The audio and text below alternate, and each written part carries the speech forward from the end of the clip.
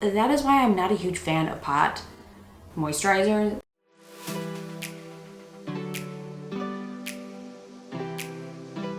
Hey, welcome to my channel. My name is Sarah. Thank you so much for clicking on this video. Today I am bringing you a whole bunch of new empty products that I am going to give a hopefully quick review on. I have skincare, hair care, makeup, and I'm going to try to just power through these so I don't make this video too long. So let's just jump into it. I do have a playlist of these videos that I have done for years. If you want to check them out, see what products I have fully gone through and what I liked and what I did not like. I'm gonna start with the smallest category, and that is hair care. We're also gonna start off on a good note. This is the Verb Leave-In Mist. It's like a leave-in conditioner that you spray on your hair.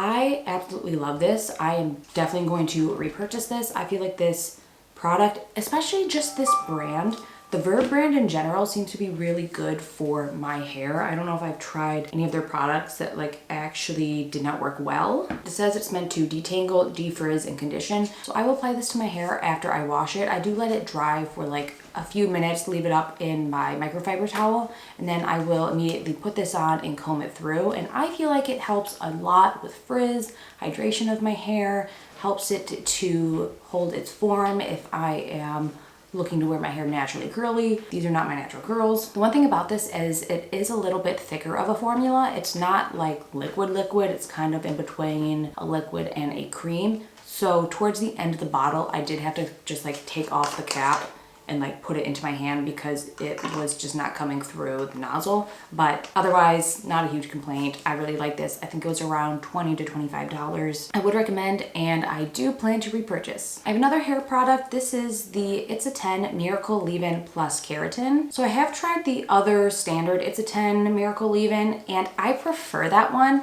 I don't necessarily think I need the one with keratin. I don't know that I noticed like a huge difference in like the strength of my hair because of the keratin, but I know that you're also not supposed to overdo it with how much keratin and protein you're adding into your hair, because I think you can have like an overload where it doesn't really help your hair. I might repurchase the normal It's a 10 Miracle Leave-In, but not this one. I feel like this one just didn't hydrate my hair as well and just didn't do as good of a job as the other one. And I think the keratin just wasn't necessary for me, for my hair. I also have the Trader Joe's 100% organic argan oil.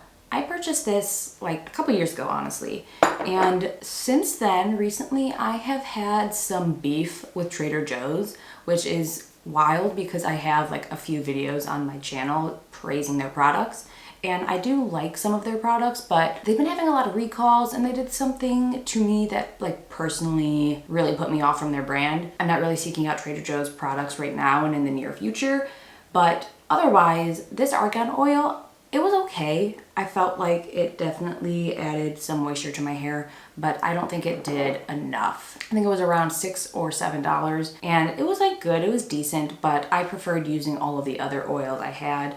And I kind of was just like waiting to use this up. It's not bad, and it was inexpensive, only $7, but I feel like just argan oil on my hair wasn't providing enough shine and hydration that my hair needed. Let's go to makeup next. This is the Lacura Their Brilliant Mascara. So Lacura is a brand from Aldi, and I do have a whole video on this as well as some of the other Aldi products. Like I tried out 2 eyeliners, and there may have been something else in that video, but then I've also tried out like their eyeshadow palette, highlighter, bronzer, things like that. This was just okay. I would not repurchase this.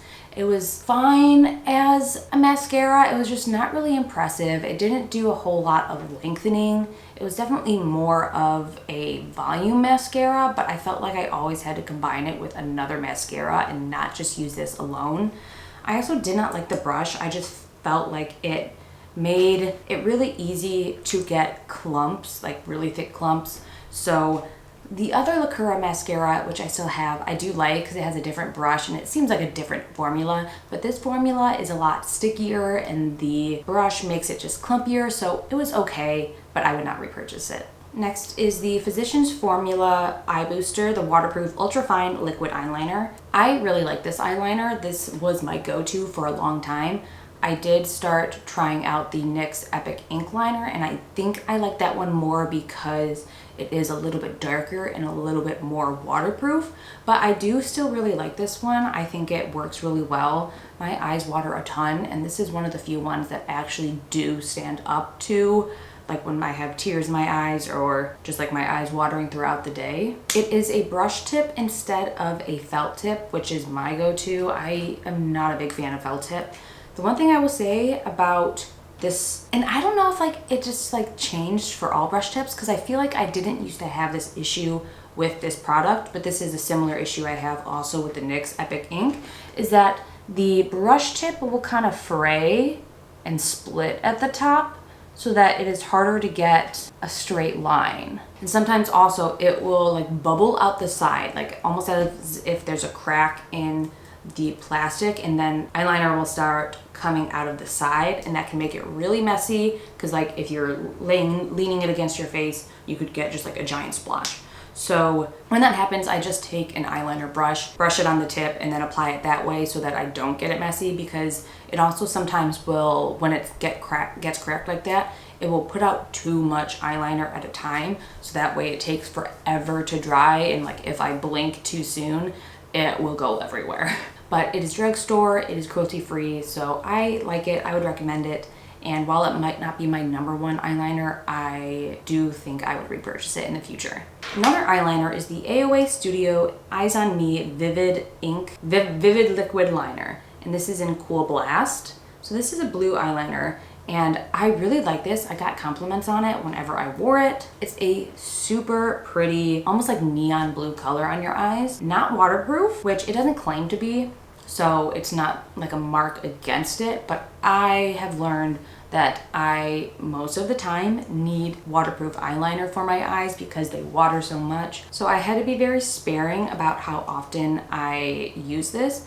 But the other thing is it seemed to dry out very, very quickly. I've used this sometimes, but not enough to where it should have already run out. So I can't tell if I have used it all up or if it's just dried out in there. But I mean, it is only like $1, less than $2 maybe, but I don't know if I would buy it because it seemed to dry up so quickly or run out so quickly. And because it's not waterproof, I would rather look for another one that does have that waterproof ability. And I also am not a fan of the pot type eyeliner. I, for some reason, find it harder for me to work with these than to do it like with a pen tip. It's not bad, so if you don't have watery eyes, it could be an option. I would just really give it a good shake all the time to make sure it's not drying out, because it is a really beautiful color and it's so inexpensive. Next is the Profusion Good Brow Day Waterproof Brow Pen. So this essentially just is like a felt tip eyeliner, but for brows. Actually, no, it's not even felt tip. This is brush tip. So I initially really liked this. Having that precision with a brush tip for the brow was great. However, for whatever reason, the color does not want to go to the tip. When I use it, if I just put the tip, not much comes out. So if you want to get a precise brow, you kind of have to use the thicker part of the brush tip, which makes the line thicker, obviously. So you can't get as much precision. You can't do like the little hairs. So I don't know if I just got a faulty one or not. I would not repurchase this though, because since it doesn't get down to the tip, it doesn't really work how I would want to, because I got it to like kind of paint on and mimic the look of hair, which is I think what it is intended for. It wasn't very expensive. I think it may have even been on clearance, so I don't even know if they still sell this, to be honest. But I would not repurchase this. I wasn't a huge fan because of that reason. Now this is old. I've had this for a long time. This is a brow pencil from Shop Miss A, the AOA brand. This is like, I think one of the first products I tried, but I never finished it up because I highly prefer fine tip brow pencils now. Like I don't really ever buy them unless they are ultra thin, ultra small in order to get precision on my eyebrows, and I just feel like I'm not talented enough to use like a thicker brow pencil without making my eyebrows look horrendous. So this one it's like teardrop shaped, which was interesting, but it's just not fine tip enough for me. So that was the only thing I didn't like about it. The formula was fine. The applicator is too large for me, so I didn't end up ever wanting to use it, which is why it's been in my collection for so long. Now this is the Ordinary High Coverage Foundation, and I have shade 1.1P Fair, which has pink undertones. I like this, but I feel like I liked it more when I first purchased it. I also feel like the pink undertones thing was like a lie, because I felt like it was definitely more like yellow or orange tone for my skin. Like, I am pretty fair, but this was still like not quite fair enough for me. I love the packaging of it, the bottle, and I actually do have another one of these because they sent me two, and I am going to use it, but it's not my favorite one because it's not something that'll stay all day. I also do really like that you can take the cap off and get like the rest that's out in there. I feel like a lot of bottles you can't, so like, you know, there's stuff in there but you're never getting to it. It was also a little bit oilier of a foundation, so I feel like that's why it didn't last as long throughout the day. But it is pretty affordable as far as foundations go, so I would recommend that, and I'd say it's medium high coverage. All right, my battery died, so if the lighting is slightly different, I apologize. Moving further into skincare, I have Paula's Choice Clear Pore Normalizing Cleanser. I really like this. I have repurchased this several different times. This I like to use on my exfoliating days. I will use this as like my second cleanser after removing my makeup, and then I will follow up with another exfoliant. Usually I have like the Paula's Choice BHA liquid, but I also have some other exfoliators that I use. But I really like this. It doesn't irritate my skin. A little bit goes a long way. It's a really great option. I love the brand Paula's Choice, and they have so many great things that like they stand behind, and they have their ingredients listed and everything. I believe it was around $20. But if you're looking for a salicylic acid facial cleanser, I highly recommend this. Speaking of exfoliating, I also have the Bliss Clear Genius. This is the 10% AHA, BHA, and PHA clarifying liquid peel. I really like this. This lasted me a long time because it's a thicker formula, so a little bit goes a long way. And this worked.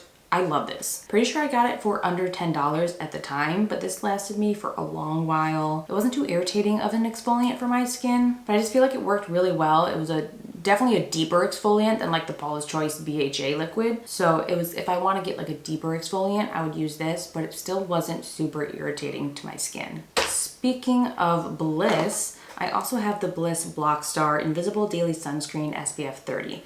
So this is the smaller version. I like this. It is tinted, and personally it is a little bit too dark for my skin tone. I could only really wear this if I knew I was going to be like putting makeup on top of it, or if I had self tanner on, because alone you could tell it was very different colored from my neck. But the texture of this and the formula is really good. It's blurring, it's so smoothing. I really like it. The only thing is it is a little bit more expensive because you have to use a decent amount. I wouldn't say it spreads out far. It was just more expensive than I was wanting to purchase, but I do like this product. There are so many other SPFs out there that are cheaper, so that's what I tend to go for. But it's really good if you are looking for something that is blurring, something that is tinted. Yeah. Back to another cleanser. This is the Simple Kind to Skin Moisturizing Face Wash, and this bottle is squished up. I have repurchased this. I love this. It's only around like $7 or $8. I get it from the Meijer store near me. It's super, super gentle. I use this in the morning. I use this at night. At night, I will use something like maybe an oil-based cleanser to remove my makeup, and then I will use this to get the rest of it. But it's also super gentle that I can use it in the morning and it doesn't strip my skin. I love this. Like, this is amazing, especially for the price. I haven't repurchased it because I do want to try out other types of cleansers, but I love this product. The only thing I'm not a huge fan of is the packaging. Once it gets down lower, it is hard to get out, so you kind of have to bend this and like push it out. But then this packaging will kind of get cracked, and like the previous bottle I had, it would start oozing out of the side. So that's my only complaint. Next, I have the Bubble Slam Dunk Hydrating Moisturizer. So I purchased this not exactly knowing what kind of applicator it had, but I think this is like a dupe for that one Drunk Elephant one where you push it up and it comes out. and it was supposed to like look like a little flower. Personally, I did not like that form. I think that is geared towards the younger generations anyway, but I did not like having to do that. I prefer just like being able to like pump it onto my finger. It just felt weird having to like pump it up and then like swipe it off with my finger. It just felt like I was reintroducing bacteria to this whole space. So I didn't like that, and it felt like this didn't last me a very long while. Just not my favorite. It was fine as a moisturizer, very basic. The packaging just made it not really worth it for me, but I can definitely see why this appeals to some people. We have a bunch of SPFs to go through. I think I'm gonna do all of the non-SPF products and then finish off with 5 SPFs. I also went through this Joseon 25,000 IU Vitamin E Moisturizing Cream. I really like this. This is something I started purchasing when I worked at a health food store in college, and I really like this. I find it very hydrating. I know some people say that vitamin E isn't like that amazing as some people say for your skin, but I feel like this did really good things for my skin, kept it hydrated. A little bit goes a long way, and this, I want to say it was like under $15, and it lasts a long time because it is a bit of a thicker formula, and since a little bit goes a long way, this will last you for months. My only complaint is I am not a huge fan of moisturizers in pots because of the bacteria of like you put your finger in. So what I always will do is I will take a clean Q-tip and like scoop some out and then put it onto my hand so that I'm not reintroducing bacteria by putting my finger in there, because even if I wash my hands, there can still be things lingering underneath your nails or like the skin oils. So that is why I didn't repurchase this, but I would repurchase it again in the future. I think I just want to buy like a pump for it, like put it from this into a different bottle, and that way it'd be great. Next, I have the Peach Slice Acne Spot Dots. This was around $8. It comes with 60 patches and there are 3 different sizes. These were fine. I feel like unless you get like the micro dart ones, a lot of the acne patches work very, very similar for me. I don't notice a huge difference, like one pulls out more than another. So I don't like to spend a whole lot on acne patches because since I deal with acne so much, if I spend a lot of money on these, like some of like the $20 ones, I would just go through way too many. I would repurchase this because it is one of the cheaper brands for the pimple patches, and it comes with 60. Did it do absolute wonders for my skin? No, but it definitely did help to clear out some pimples. I do like that they give you 3 different sizes as well. So for the smaller ones, those are great for like if you have a pimple around your nose where there's not a ton of space, so you need something tiny.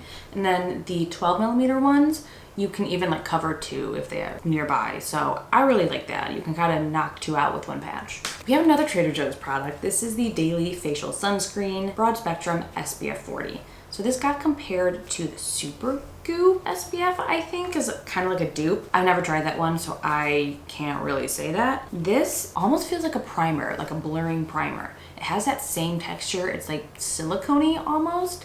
I love the texture of it and it feels super smooth on the skin, but this stuff will get into my eyes and burn like hell. You can still feel it on your skin after you've applied it, so it doesn't exactly absorb in like most SPFs I have used. So I think that's why it's really easy to like get moved around and gets into your eyes and it would burn. Once I realized that this was what was burning my eyes, I stopped applying it around my eyes and I would just do it for the majority of my face. All right, I'm sucking the life out of this battery, but I also have the Good Molecules. Oh, actually I thought this was an SPF, but this is the Gentle Retinol Cream. This is from Good Molecules. This is a great introductory retinol. It's incredibly gentle. I didn't have any irritation.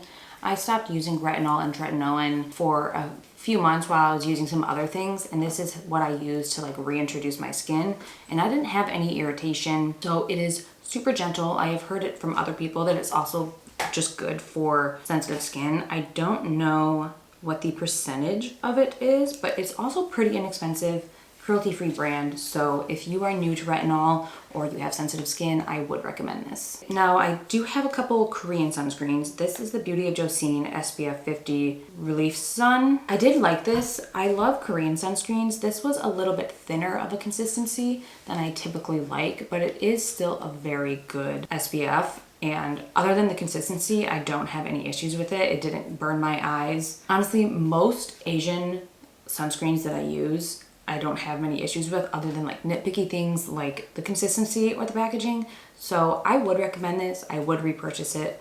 Yeah. The other one is the Suncut UV Perfect Essence. This is SPF 50. I don't know if the brand is Kose or Kose. I believe this one is Japanese, but I also really like this. This one was a little bit thicker of a consistency, but I felt like it didn't go as long of a way as far as like spreading out over my skin. That being said, I do really like it. None of these have white cast. I specifically look into the reviews for Asian sunscreens to make sure they don't have any white cast, and I feel like they do it really well over there. So don't have any white cast with this.